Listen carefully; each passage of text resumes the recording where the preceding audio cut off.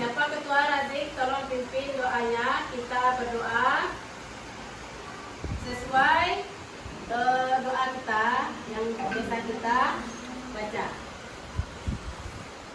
Kita berdua siap. Hormat. Tegak berdoa dimulai.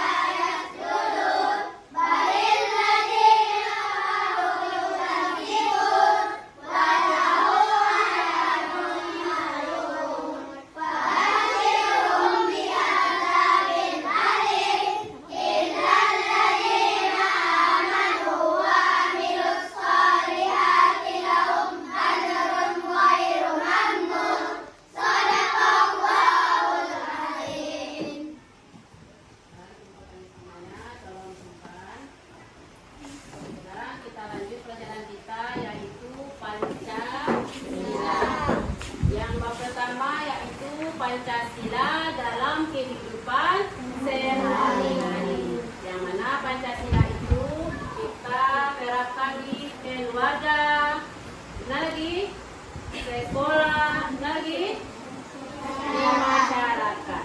Sekarang kita masuk pelajaran kita Pancasila yang kedua, yaitu norma dalam kehidupan. Jadi bagaimana nantinya, apa itu norma, bagaimana norma itu dalam kehidupan kita, apa saja kita terapkan, nanti itu yang akan kita pelajari nantinya. Nah, coba ibu punya nyanyinya nyanyi becak, tapi ditukar dengan versinya nyanyi normal. Nah, apakah anak ibu bisa mengikuti dengan bersama? Bisa. Coba lihat ke depan dan kita nyanyikan secara bersama.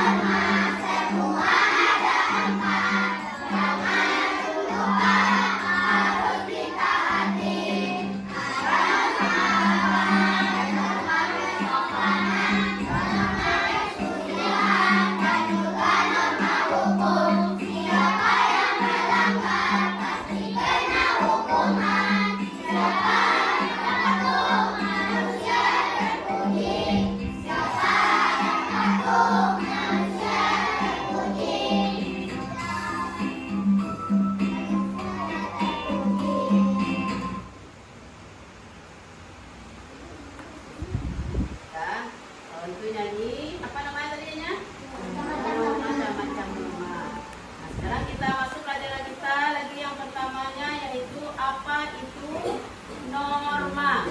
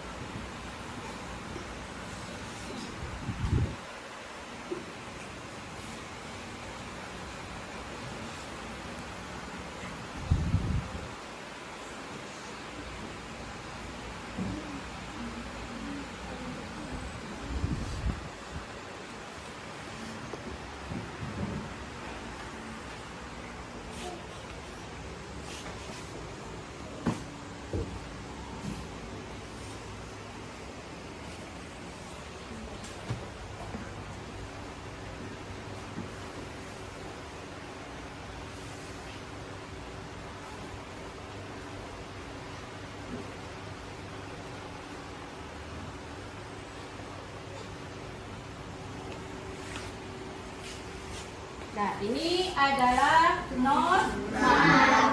Norma. Apa tadi norma kita? Siapa bisa menyebutkan? Coba, Adisa. Norma kesopanan, Ah. norma kesusilaan, Ah. norma hukum, Ah. norma agama. Iya. Jadi, ada berapa norma kita? 4. Jadi kita bahas satu per 1. Sekarang kita bahas norma. Apa itu norma agama? Norma agama adalah rangkaian kaidah dan petunjuk hidup yang harus diterima manusia bersumber dari Tuhan Yang Maha Esa dan tertulis di dalam kitab suci masing-masing agama dan kepercayaan kita. Sanksi yang akan diterima ketika seseorang melanggar norma agama yaitu mendapat dosa. Jadi apabila kita melanggar norma agama, kita langsung berhubungan dengan Tuhan kita. Apabila kita melanggar, dapat sanksi yaitu mendapat dosa nantinya di akhirat. Nah, siapa bisa menjelaskan lagi apa itu norma agama? Nah, coba Kansa. Norma agama adalah aturan-aturan hidup yang berupa perintah-perintah dan larangan-larangan yang oleh pemeluknya diyakini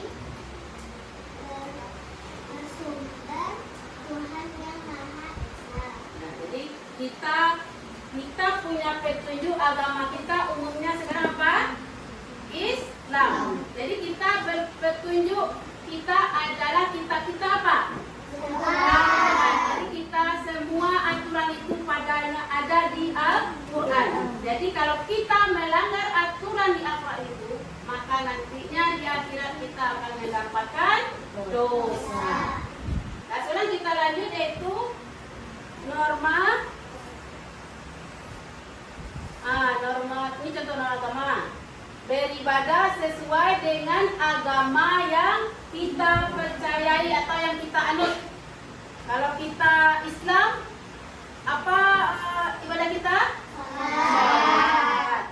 Kalau yang lainnya berpuasa kita kan, apa lagi mengaji.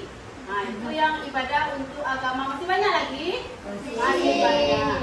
Nah, sekarang kita lanjut yaitu norma yang kedua yaitu norma kesusilaan.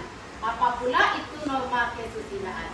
Jadi norma agama tadi yang berhubungan dengan agama itu termasuk norma agama. Misalnya kalau kita beribadah, beramal, nah itu termasuk norma agama. Sekarang kita lanjut yaitu norma kesusilaan.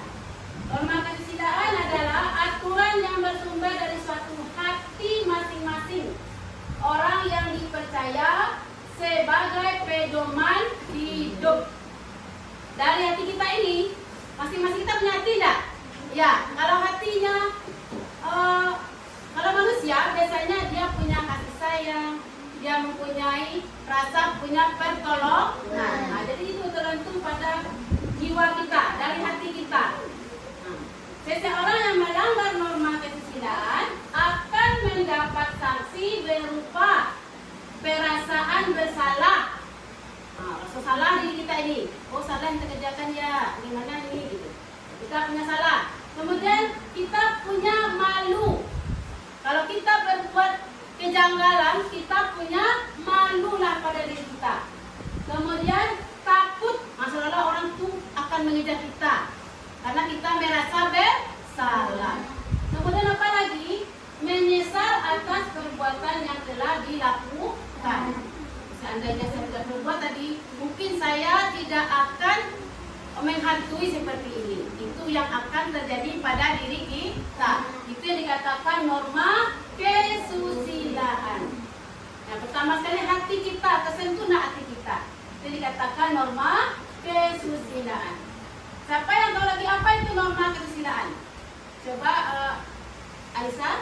Norma kesusilaan adalah aturan-aturan hidup tentang perilaku yang baik dan buruk yang berupa bisikan-bisikan atau suara batu yang berasal dari hati nurani manusia. Ya.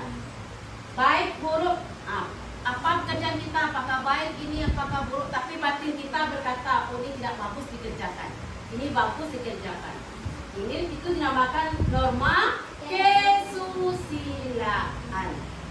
Nah, di sini juga Ibu ada memberikan contoh norma kesusilaan. Coba dibaca Aga. Norma hukum adalah Lihat yang ada di atas. Contoh norma kesusilaan. Tuh. Contoh norma kesusilaan. Dan nampak Armanda? Ya, coba si apa namanya? Aldo.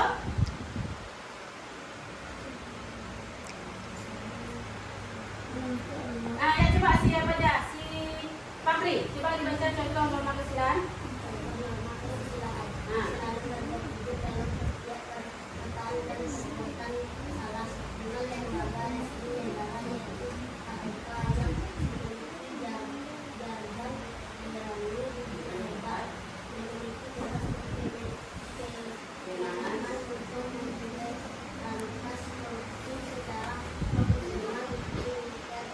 Intensif.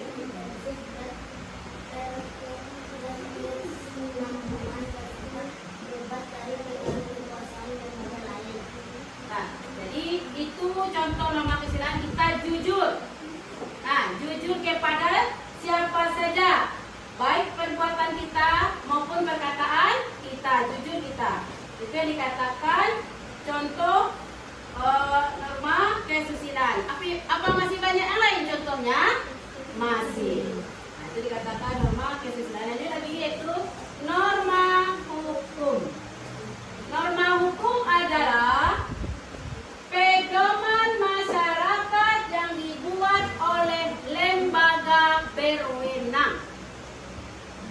lembaga, ada suatu lembaga yang telah ditetapkan oleh negara. Nah, sifatnya yaitu mengikat dan memaksa semua anggota masyarakat. Jadi mengikat, memaksa kita harus itu dilakukan. Kalau nanti kita akan kena sanksi. Apabila kita melanggar norma hukum, sanksi pelanggaran norma hukum yaitu ada berupa kurungan, kita masuk penjara, kemudian masuk di penjara juga, dan hukum mati kalau tidak ada ampunannya lagi. Kalau masalahnya sudah kalau nggak bisa dimaafkan atau bagaimana, nah nanti bisa hukum mati, bahkan hukuman gantung juga bisa. Nanti tembak mati kita. Kalau kita melanggar norma hukum, karena itu sudah ada lembaga yang menentukan, yang menetapkan. Jadi sanksinya yaitu kita berhubungan dengan negara. Apa itu negara kita yang berhubungan dengan hukum itu? Kita bisa dilaporkan ke polisi. Apa lagi? Masuk ke kejaksaan kalau masalah. Kejaksaan diadili. Masalahnya tidak bisa diatasi, bahkan kita bisa dikurung. Kalau lebih berat lagi, kita bahkan dihukum mati. Karena itu terlalu berat sekali masalah kita kalau seperti itu. Tapi kalau masih bisa dimaafkan atau masih bisa dipenjara, itu masih kita bersyukur. Tapi kalau sudah hukuman mati, itu sudah bagaimana? Tidak ada ampunnya lagi. Jadi katakan norma hukum. Ibu juga punya contoh norma hukum. Coba dibaca bahwa bahwa umur yang mengendarai sepeda motor tanpa SIM dikenakan pasal 281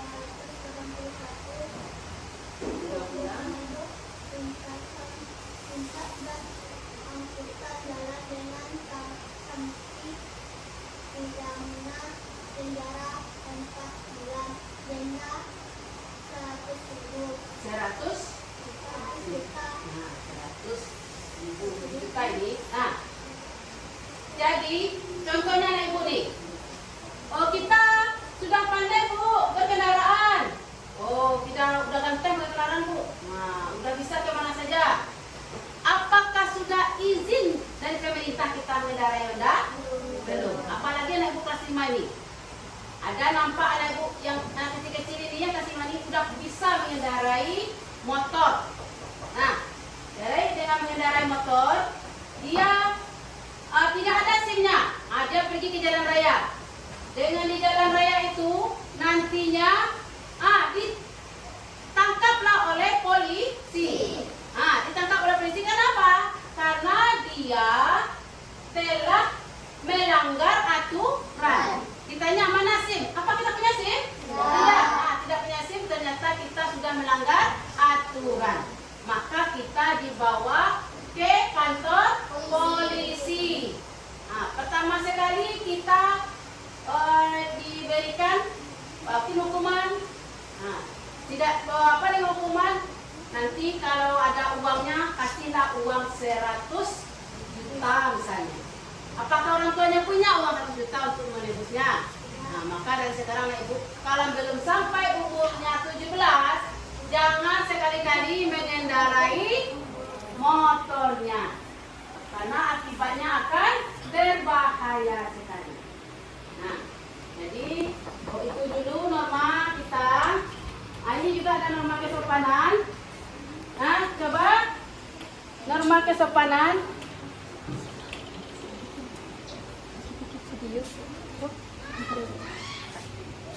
Norma kesopanan yaitu aturan hidup yang timbul dan terpelihara dan kebiasaan masyarakat dalam suatu kelompok sebagai pedoman dalam pergaulan dengan sesamanya. Nah, istilah lain dari norma kesopanan adalah disebut dengan tata krama. Tata krama atau etika. Etika itu adalah perangai kita masing-masing kita. Pelanggaran norma kesopanan mendapatkan sanksi sosial. Yang pertama, kalau kita dengan teman ada masalah, kita nanti akan dikucilkan. diasingkan kita oleh teman. Nggak mau orang teman kita berteman dengan kita lagi, karena kita tidak sopan. Nah, yang kedua lagi, dicemoohkan. Oh, dengan itu temannya. Ceritanya kita cemooh. Mau kita cemoohkan oleh teman. Nah, cobalah dengan sopan kita. Lanjut lagi, ditegur. Oleh siapa? Oleh masyarakat banyak. Kalau di sekolah, ibu yang negur. Kalau di rumah, masyarakat. Dikatakannya, kamu nggak boleh baca ini. Ini tidak sesuai dengan aturan yang ada. Nah, nanti maka kita akan dapat sanksi. Apa sanksinya? Dikucilkanlah kita nanti. Kalau kamu seperti ini terus, nanti akan kamu ditinggalkan oleh teman. Maka kamu sendiri saja bermain. Mau bermain sendiri? Tidak. Itu yang dikatakan norma kesopanan. Nah, siapa yang tahu lagi apa lagi itu norma kesopanan? Coba Kira. Norma kesopanan adalah aturan hidup bermasyarakat tentang tingkah laku yang baik dan tidak baik, dan tidak patut dilakukan, yang berlaku dalam suatu lingkungan masyarakat atau komunitas tertentu. Jadi kalau kita satu kelompok mengerjakan atau perilaku kita yang tidak baik, itu dikatakan kita melanggar norma kesopanan. Nah, ibu juga punya contoh. Coba baca Aisyah.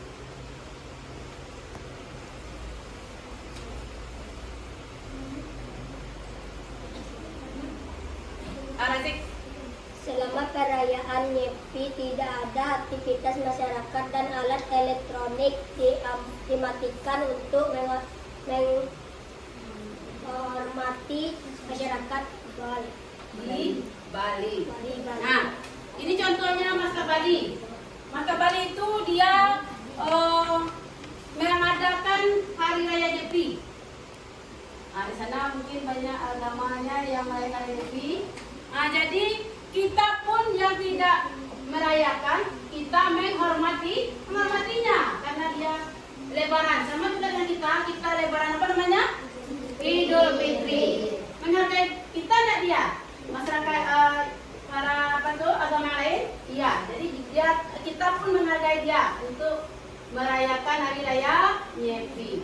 Menjaga ketenangan, jangan ada kegaduhan. Nah, itu saja dulu pengertian norma. Ibu ini punya tebak jenis norma. Nanti ibu kasih berupa kartu nanti. Mana yang cocoknya? Apakah norma agama, sosial, hukum? Nanti dimasukkan ini berupa amplop nih. Dimasukkan sini nanti. Jadi per masing-masingnya dicari mana yang cocok dari norma itu. Bu kasih nanti kartunya. Nanti digunting ya.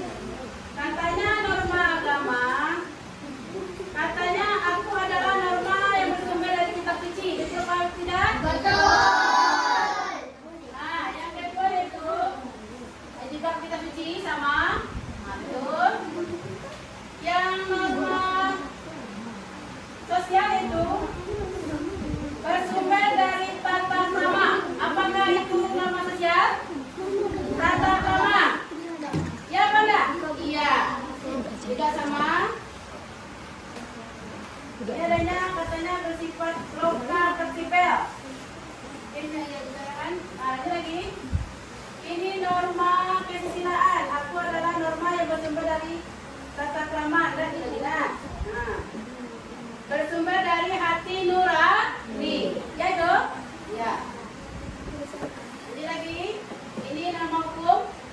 Aku adalah norma yang bersumber dari